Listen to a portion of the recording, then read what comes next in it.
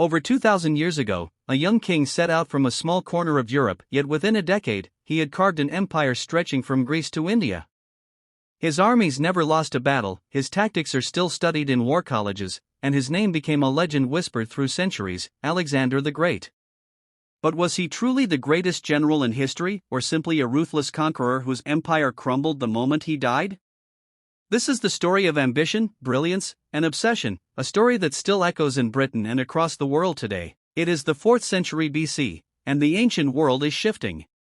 From the rugged mountains of Macedonia emerges a young king, scarcely more than a teenager, who will soon march eastward with ambitions that dwarf his years. His name is Alexander.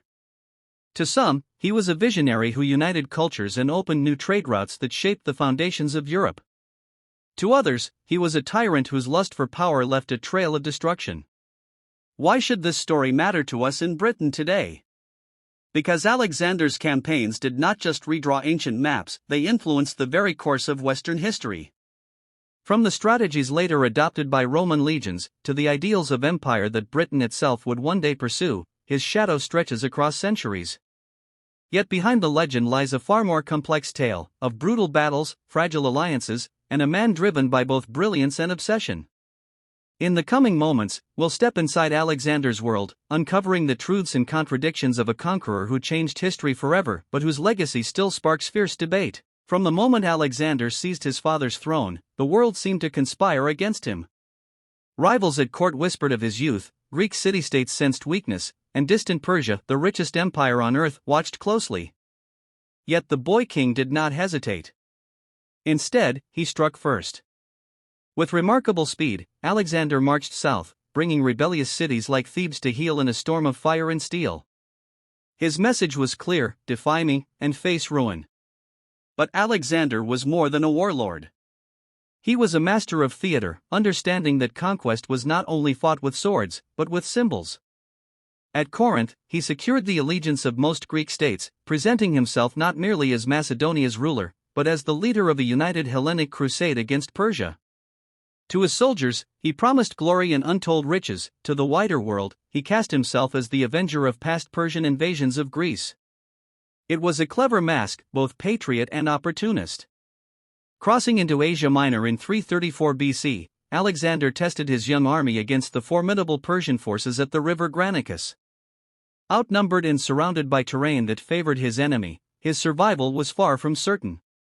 Yet with daring cavalry charges and relentless discipline, he snatched victory from the jaws of disaster. For his men, it proved their commander was touched by destiny. For Persia, it was the first tremor of an earthquake that would soon shake their empire to its foundations. Still, Alexander's brilliance carried shadows. His temper was notorious, his ambition boundless. As victories multiplied at Issus, at Tyre, he demanded not just obedience but near worship. His inner circle began to fracture. Some resented his adoption of Persian customs, others feared his thirst for divine recognition. To his enemies, he was a ruthless conqueror who razed cities without mercy. To his allies, he was a visionary whose gaze stretched beyond the horizon. Dawn broke over the plains of Gaugamela in 331 BC. Dust hung in the air, stirred by the hooves of hundreds of thousands.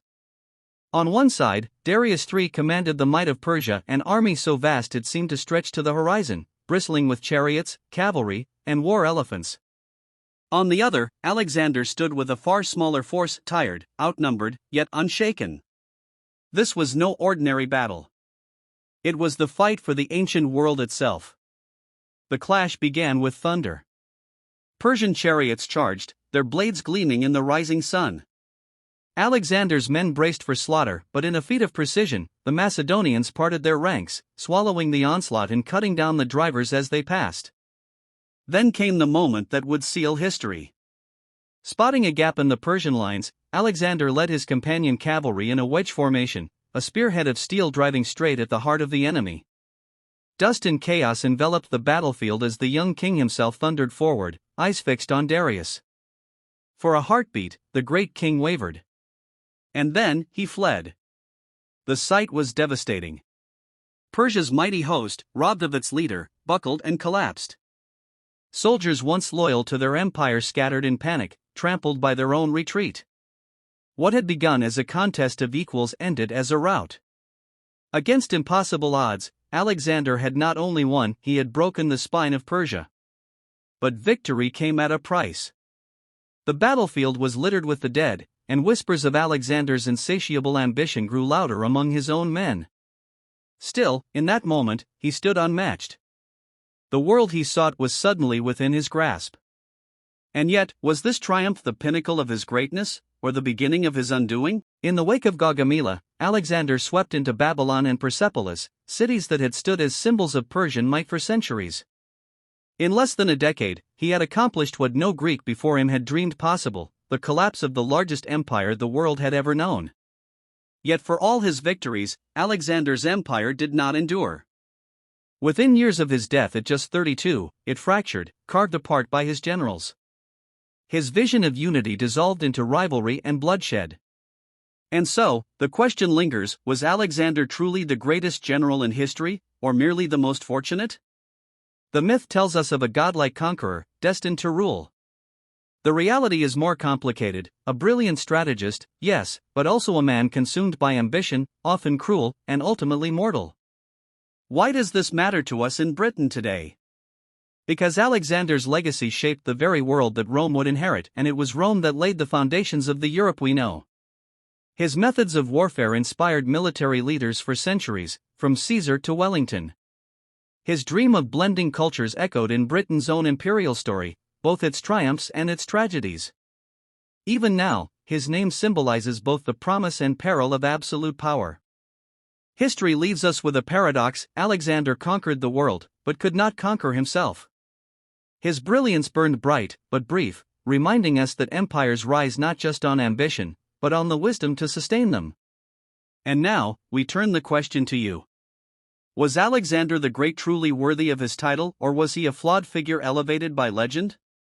Share your thoughts in the comments, and if you've enjoyed this journey through history, don't forget to like, subscribe, and join us for more untold stories of the past.